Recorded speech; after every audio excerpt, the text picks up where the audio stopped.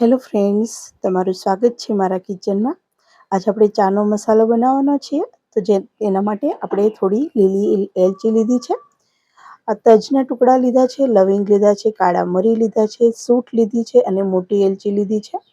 તો આ રીતના બધા મસાલાને ગેસ ઉપર એક પેન મૂકી અને આપણે લો ફ્લેમ ઉપર 2 મિનિટ માટે શેકી લેશું અથવા તો રોસ્ટ કરી લેશું.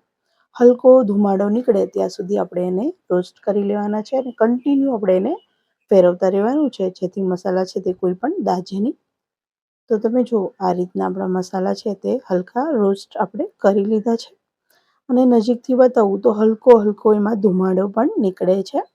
બસ આ રીતના મસાલા રોસ્ટ થઈ જાય એટલે ગેસની ફ્લેમ બંધ કરી દેવાની છે અને મસાલાને એક પ્લેટમાં ઠંડા થવા માટે લઈ લેશું.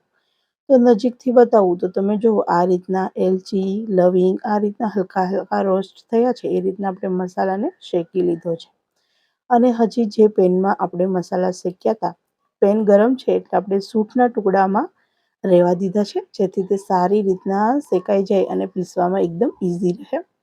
તો અહીંયા મસાલા ઠંડા કરી લીધા છે. હવે મિક્સર જારમાં પહેલાં આપણે સૂંઠને પીસી લઈશું. તો સૂંઠને આપણે સારી રીતના પીસી લીધી છે.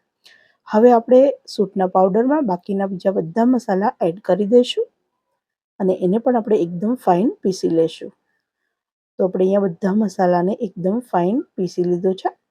તો આ રીતના ચાનો મસાલો આપણો ઇન્સ્ટન્ટ બની અને તૈયાર છે.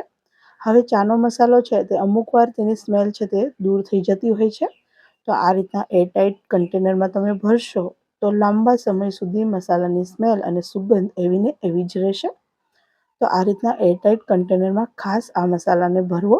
અને જો આ રીતના એરટાઇટ કન્ટેનર તમારી પાસે ના હોય અને તમે કોઈ નોર્મલ ડબ્બામાં તેને ભરતા હોય તો તમારે ઉપરથી તેને પ્લાસ્ટિકથી કવર કરી અને પછી ઢાંકણ ઢાંકવું, જેથી તેની સ્મેલ અને સુગંધ લાંબા સમય સુધી એવી ને એવી રહે.